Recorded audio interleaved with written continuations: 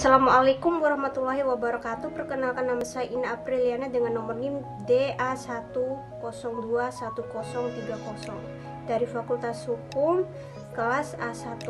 Saya akan menyampaikan materi tentang sejarah perkembangan ilmu pada masa zaman Yunani kuno. Yunani kuno. Periode Yunani kuno merupakan sebuah awal dari berkembangnya ilmu pengetahuan modern seperti saat ini. Yang paling ekstensi dalam perkembangan ilmu pada era ini adalah filsafat, yang merupakan induk dari setiap ilmu pengetahuan.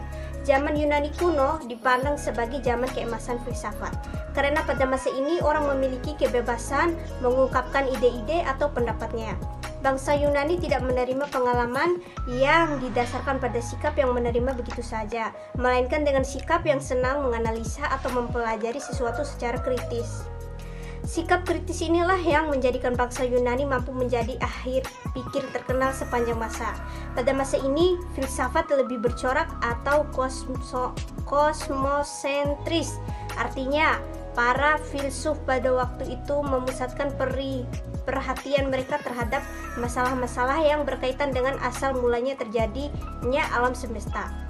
Mereka berupaya mencari jawaban tentang prinsip pertama atau arke dari alam semesta. Karena itulah mereka dikenal dengan julukan filsuf-filsuf alam.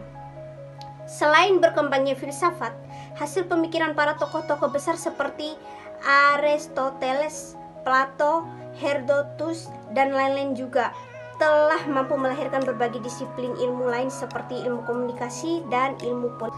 Peradaban dalam sejarah Yunani yang dimulai dari periode Yunani Arkais pada abad ke-8 sampai ke-6 Masehi hingga berakhirnya zaman kuno dan dimulainya abad pertengahan awal. Satu peradaban ini mencapai puncaknya pada periode Yunani Klasik yang mulai berkembang pada abad ke-5 sampai ke-4. Pada periode klasik ini, Yunani dipimpin oleh negara kota Athena dan berhasil menghalau serangan kekaisaran Persia. Masa keemasan Athena berakhir dengan takluknya Athena kepada Sparta dalam perang Peloponnesos pada tahun 404.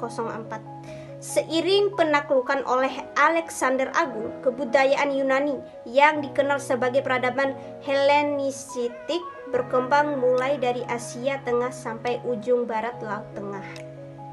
Istilah Yunani kuno diterapkan pada wilayah yang menggunakan bahasa Yunani pada zaman kuno. Wilayahnya tidak hanya terbatas pada semenanjung Yunani modern, tapi juga termasuk wilayah lain yang dialami orang-orang Yunani. Di antaranya Sirpus dan Kepulauan Algea, pesisir Anatolia atau saat itu disebut juga Ionia. Sisilia dan bagian selatan Italia dikenal sebagai Yunani besar, serta pemukiman Yunani lain yang tersebar sepanjang pantai Kolkis, Illyria, Trakia, Mesir, Kyrenaica, Galia Selatan, semenanjung Liberia Timur. Warahmatullahi wabarakatuh. Nama saya Indra Lestari, NIM D1A02103.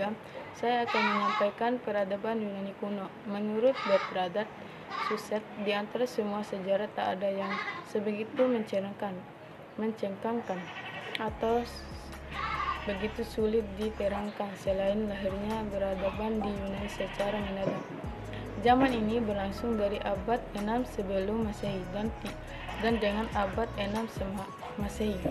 Zaman ini menggunakan sikap inquiry atuter, suatu sikap yang sedang menyelidiki sesuatu secara kritis dan tidak menerima pengalaman yang didasarkan pada sikap receptif attituder, sikap yang menerima segitu saja. Sehingga pada zaman ini filsafat tumbuh dengan subur. Pada zaman ini banyak bermunculnya ilmuwan terkemukan. Ada beberapa nama yang populer pada masa ini.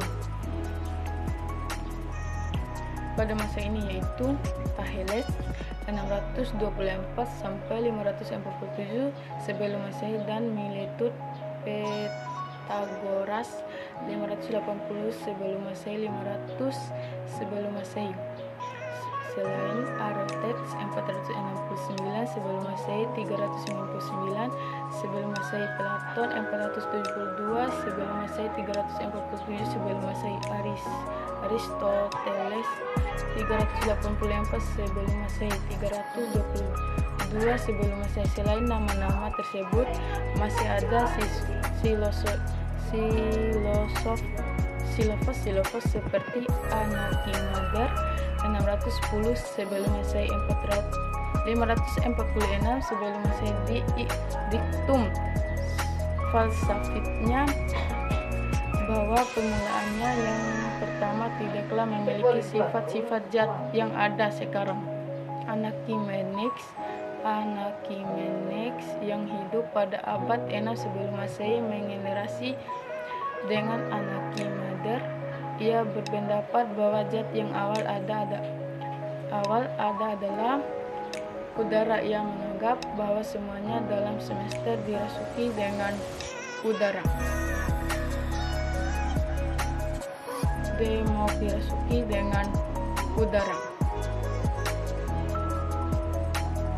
Demokritos 460 sampai 370 sebelum Masehi. Ia mengembangkan teori mengenal atom sebagai dasar materi, sehingga ia dikenal sebagai bapak atom pertama. Empedokles 448 sampai 424 sebelum Masehi adalah seorang filsafat Yunani berpendapat bahwa materi terdiri atas 4 unsur dasar yang ia sebut sebagai akar, yaitu ia menambahkan suatu unsur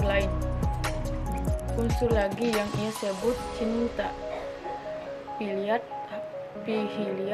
Hal ini dilakukannya untuk merendahkan adanya keterikatan dari satu unsur ke unsur yang lain.